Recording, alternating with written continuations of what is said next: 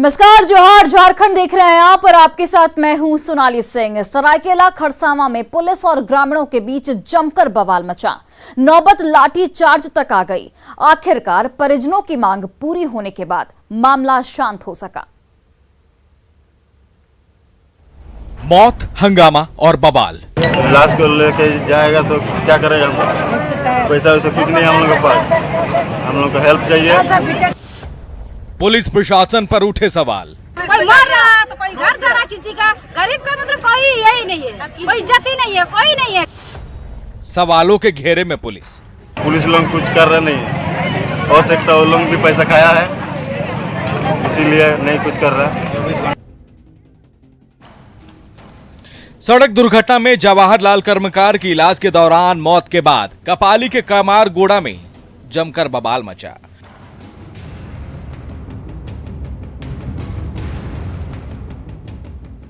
मौत के बाद परिजन और स्थानीय लोग शव के साथ कमारगोड़ा चौक पर बैठ गए। सड़क पर टायर जलाकर नारेबाजी होने लगी। बीच सड़क पर शव को रखकर मुआवजे का इंतजार होने लगा। पुलिस मौके पर पहुंची, समझाने की कोशिशें हुई, लेकिन सब बेअसर। उग्र भीड़ मानने को तैयार नहीं थी, तो पुलिस ने भी लाठी चार्ज कर दिया। अब जो मुआवजे का इंतजार कर रहे थे वो खुद पुलिस से उलझ पड़े। एक महिला घायल हुई तो बदले में पुलिस पर पत्थरबाजी हुई। एग्रीमेंट कोई भी बना के ला रहा, बोला हाँ बोला यही है, उसका ही ये जमीन है, बोला छोड़ दीजिए आप लोग। कोई गरीब का सुनवाई नहीं हो रहा तो कैसे गरीब जाएगा उसके साथ में? कोई मर रहा तो कोई घर जा रहा, किसी का गरीब का मतलब कोई यही नहीं है, कोई इज्जत ही नहीं है, कोई नहीं है गरीब का। पुलिस को बोलने जाएगा तो पुलिस अलग से लेके जाएगा, समझा देगा। आज क्या हुआ यहाँ पर, क्या घटना हुआ? आज निकाली ले जाके समझा रहा है कि 10,000 देगा तुम क्रियाक्रम करो। वैसा कोई बात होता है? 10,000 देगा क्रियाक्रम करो, 10,000 का कोई यह है वैल्यू है आजकल। खैर, काफी मान मनोबल के बाद मुआवजा 1 लाख रुपए पर तय हुआ। तब जाकर कर्मकार में मचा बवाल थम पाया। सड़क जाम हट सका। अंतिम संस्कार के लिए 20,000 रुपए दिए गए। परिजन इसके बाद शव को लेकर अपने घर गए। सरकार के द्वारा जो प्रावधान है कि आप पोस्टमार्टम रिपोर्ट के साथ सबमिट कीजिए और 1 लाख रुपया उसमें सीओ कार्यालय के द्वारा भेजा जाता है डीसी महोदय के यहाँ। उसके बाद में पैसा उनके अकाउंट में जो भी उनके करीबी हैं उनको मिलता है उनके रिलेशन में। सड़क हादसे में मौत के बाद मुआवजे पर जो संग्राम मचा, उसमें कई ऐसे सवाल दब गए जिसका जवाब ढूंढने की जरूरत है। सवाल ये कि मृतक के परिजनों तक मुआवजा पहुँचने में इतनी देर क्यों हुई? प्रभंजन कुमार, न्यूज़ 18, सरायकेला। और इसी बीच बड़ी खबर आपको बता दें कि झारखंड में पंचायत चुनाव के लिए अब सिंबल मिलेंगे। पहले चरण के चुनाव के लिए आज चुनाव चिन्ह दिया जाएगा। तो ये बड़ी खबर आपको बता रहे हैं, पंचायत चुनाव को लेकर चुनाव चिन्ह दिया जाएगा। पहले चरण चुनाव के लिए आज चुनाव चिन्ह मिलेगा। राज्य निर्वाचन आयोग की ओर से चुनाव चिन्ह दिए जाएंगे।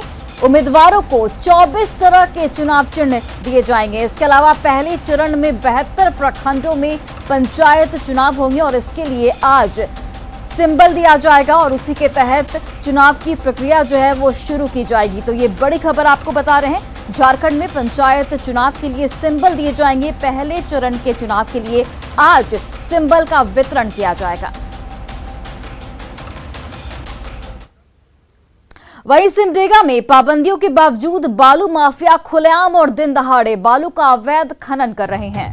दिन के उजाले में भी नदियों से बालू का अवैध उठाव कर रहे हैं। शंख और पालमाडा नदी के बालू घाटों पर बालू के अवैध खनन की तस्वीर सामने आई है। उन तस्वीरों को भी आप देखिए, जहां नियमों को ताक पर रखकर हर रोज इन नदियों से सैकड़ों ट्रैक्टर, ट्रक और हाईवा से बालू का उठाव हो रहा है। नदियों से बालू के अवैध खनन से सरकार को हर रोज लाखों के राजस्व का नुकसान पहुंच रहा है। इसके अलावा नदियों से अवैध बालू उठाव से स्थानीय लोग भी बेहद परेशान हैं। खनन विभाग, स्थानीय पुलिस से लेकर एसपी तक से ग्रामीणों ने शिकायत की, लेकिन प्रशासन की ओर से बालू माफियाओं के खिलाफ कोई कार्रवाई नहीं की गई।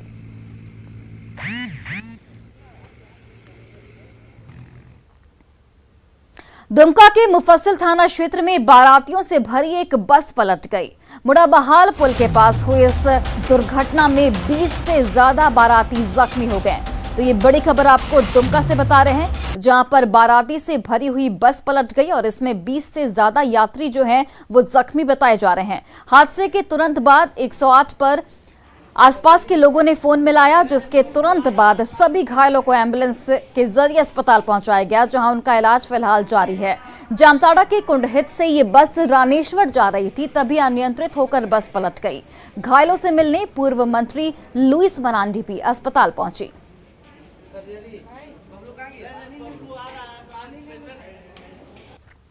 हमने भी कई लोगों से बात किया, किसी का हाथ टूटा, किसी का पैर टूटा, किसी को सर में चोट लगी है। हो सकता है अभी समझ में नहीं आ रहा है, तो जांच करने का विषय है। हमने डॉक्टर से भी बात किया है कि आप सही तरीके से जांच कर लीजिए।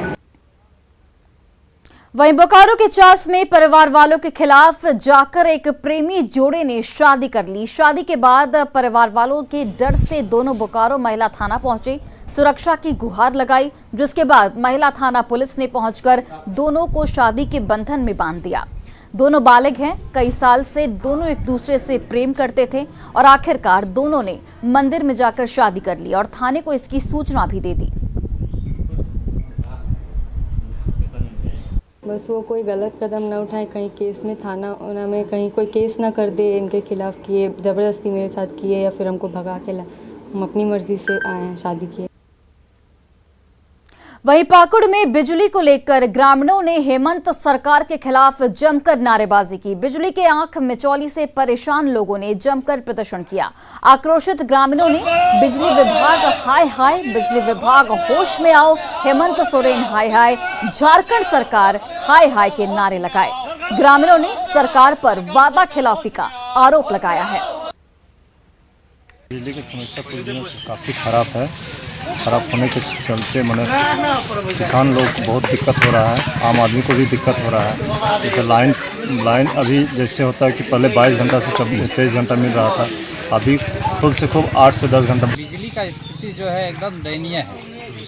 अभी बच्चों का एग्ज़ाम का समय चल रहा है, रात भर लाइन गायब रहता है, 1 घंटा आता है चला जाता है, फिर आने का संभावना नहीं रहता है। तो इसमें जो है कि कहीं ना कहीं शिक्षा में बाधित हो रही है, बच्चे सही ढंग से पढ़ नहीं पा रहे हैं। था उस टाइम 22 घंटा हम लोग को बिजली मिल रहा था, और अभी हम लोग जेएमएम सरकार में हम लोग को 7 घंटा 8 घंटा बिजली मिल रहा है। रात में हम लोग नींद में सो नहीं सकते हैं। तो क्या परिस्थिति है सरकार का, ये क्या निर्णय है सरकार ये सब।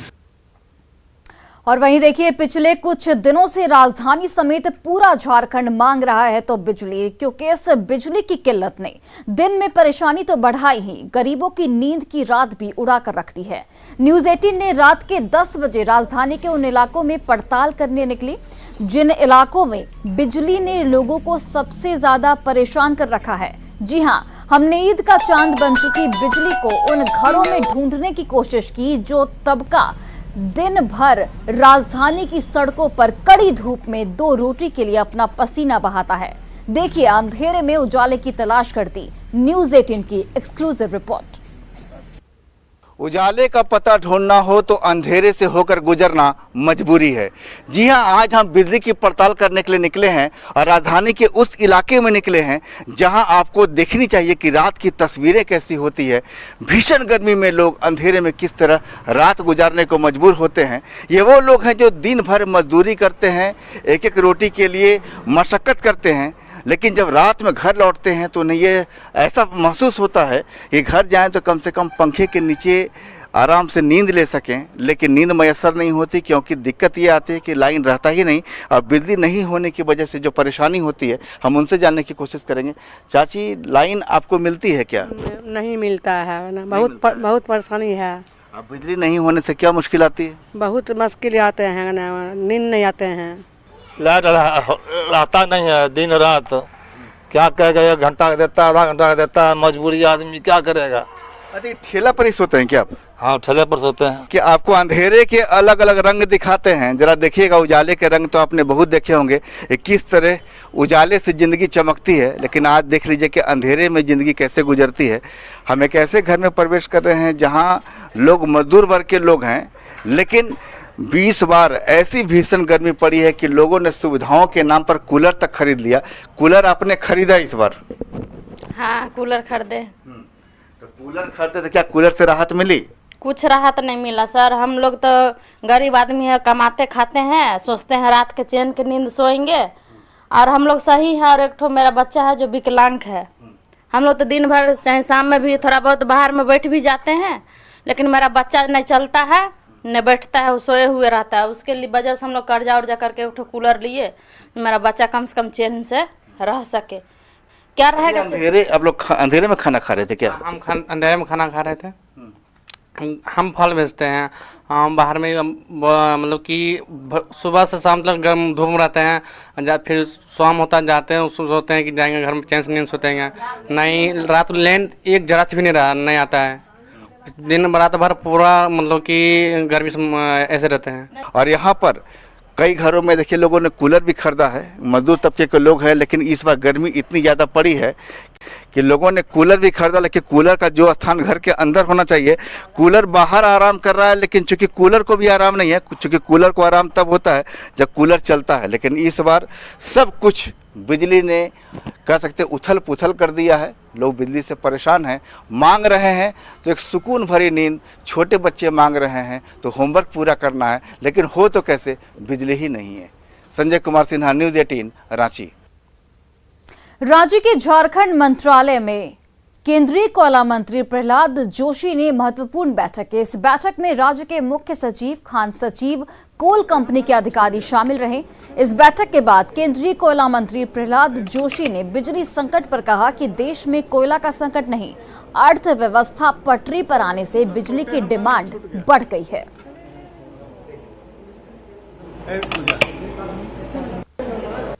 आज राजमहल के और इसमें कुछ जो लॉन्ग पेंडिंग इश्यूज था, देखो मैं इतना ही कहना चाहता हूं, जो गैस बेस्ड पावर प्लांट था वो भी बंद हो गया है, इंपोर्टेड प्राइस बढ़ गया, इसलिए कोई इंपोर्टेड प्लांट भी पूरा कैपेसिटी से नहीं चल रहा था। अभी पावर मिनिस्ट्री उसको चलाने के लिए अभी भी डायरेक्शन देके शुरू कर दिया है, और डिमांड भी बढ़ गया है क्योंकि देश का और प्रदेश का भी इकोनॉमी अच्छी तरह से पकड़ गई। इसलिए जहां हम 3.3 बिलियन 3.2 बिलियन करते थे, वो 3.5 बिलियन पर डे यूनिट गए हैं। और देखिए, कोयला मंत्री प्रहलाद जोशी ने रांची के सीसीएल दरभंगा हाउस में 2 घंटे की मैराथन बैठक की। इस बैठक में कोयला मंत्री ने सीसीएल और ईसीएल के अधिकारियों के साथ समीक्षा की। बैठक में झारखंड के साथ देश भर में इलेक्ट्रिसिटी डिमांड को देखते हुए कोयला उत्पादन पर चर्चा की गई, जिसके बाद कोयला मंत्री ने अधिकारियों को हर दिन के कोयले के उत्पादन को और बढ़ाने के निर्देश दिए। साथ ही नए वित्तीय वर्ष में सीसीएल की ओर से जो भी लक्ष्य कोयला उत्पादन को लेकर निर्धारित किया गया है, उसे हासिल करने के निर्देश दिए हैं।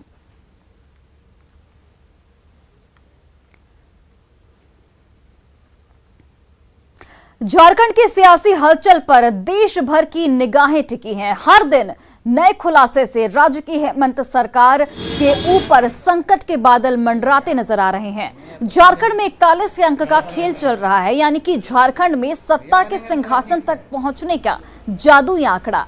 हालांकि मौजूदा राजनीति की पटकथा लिखने वाली बीजेपी खुद को इससे अलग बताने का भरपूर प्रयास कर रही है। उसका मानना है कि ये सरकार अपने कुकर्मों की वजह से खुद ही सत्ता से बेदखल हो जाएगी। वहीं इरफान अंसारी का इस पर कहना है कि अगर राज्य सरकार को अपदस्थ करने की कोशिश की गई तो वो चुप नहीं बैठने वाले हैं, वो ईंट से ईंट बजा देंगे। देखिए, जहां तक धमाका करने की बात है भारतीय जनता पार्टी का, वो प्रूफ के साथ धमाका किया है। गांव गांव इस बात की चर्चा हो रही है कि जेएमएम, कांग्रेस, आरजेडी के सारे लोग मिल करके झारखंड को लूटने में लगे हुए हैं, झारखंड को रसातल में भेजने का काम। इसलिए बीजेपी इनको नहीं गिराएगी, या बीजेपी गिराने वाली भी नहीं है, कोई सत्ता का शौक नहीं है, लेकिन बात जरूर है कि ये सरकार जाएगी तो अपने कर्मों के बदल जाएगी। जनता ने मैंडेट दिया है 5 साल के लिए, और भाजपा जिस तरह से दुष्प्रचार कर रही है, ये अच्छी बात नहीं है। आप एकदम बेवजह आप लोग कॉन्स्पिरेसी रच रहे हैं। महामहिम जी मोदी जी से मिल रहे हैं, अमित शाह जी से मिल रहे हैं। अरे भाई, दोनों मिल रहे हैं, क्या बात हो रहा है अंदर? इसका खुलासा कौन करेगा? और मैं कहना चाहता हूँ, ईंट से ईंट बजा देंगे। हेमंत सोरेन जी पे आँच आएगा, हम लोग ईंट से ईंट बजा देंगे। और जमशेदपुर में बीजेपी का 3 दिवसीय प्रशिक्षण शिविर शुरू हुआ। शिविर में बोकारो विधायक बिरंची नारायण, सांसद विद्युत वरण महतो मौजूद रहे।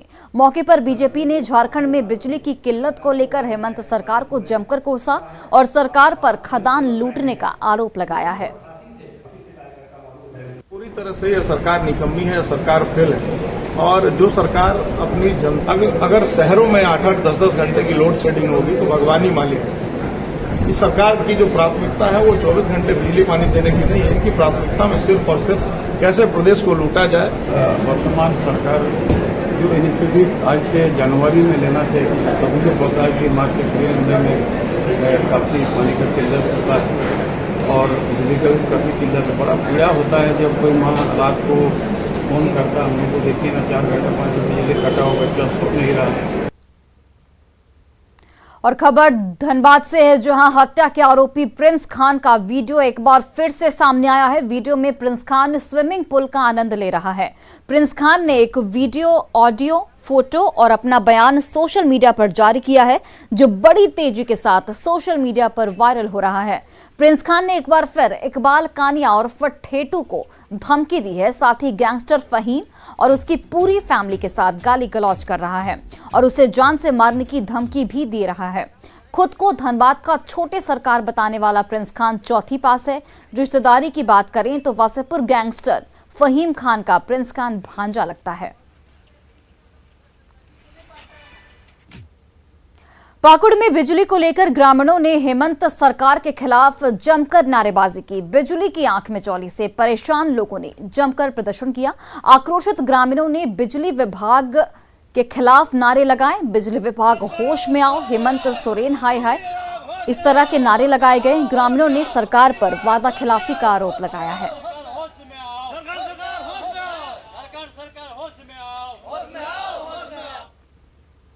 और वहीं जमशेदपुर के एमजीएम अस्पताल परिसर में आज भी पुरानी सिस्टम के अग्निशमक व्यवस्था पर टिका है। और ये पुरानी व्यवस्था भी सिर्फ पुराने बिल्डिंग में ही है, लेकिन वार्ड के अंदर आधुनिक तकनीकी से आग बुझाने की कोई व्यवस्था नहीं है। हाँ, छोटी मोटी अगलगी की घटना से निपटने के लिए आग बुझाने वाले कुछ सिलेंडर दीवारों पर जरूर लगे हैं। बिल्डिंग परिसर के बाहर पानी टंकी की व्यवस्था है, जिससे पाइपलाइन के माध्यम से बिल्डिंग के करीब पाइप बिछाए गए हैं, लेकिन जिस तरीके से व्यवस्था होनी चाहिए थी वैसी नहीं है। आपको बताते चले कि कोल्हान के इस सबसे बड़े अस्पताल में रोजाना हजारों मरीजों का आना जाना लगा रहता है, लेकिन सब कुछ भगवान भरोसे है।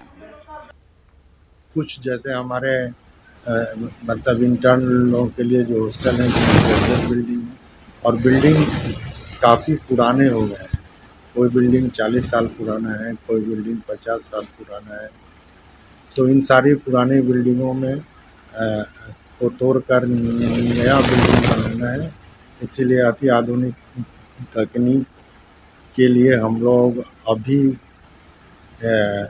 सोच नहीं रहे हैं।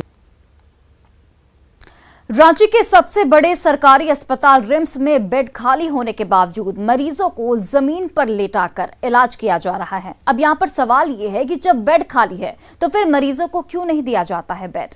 जवाब जानने के लिए इस रिपोर्ट को देखना जरूरी है।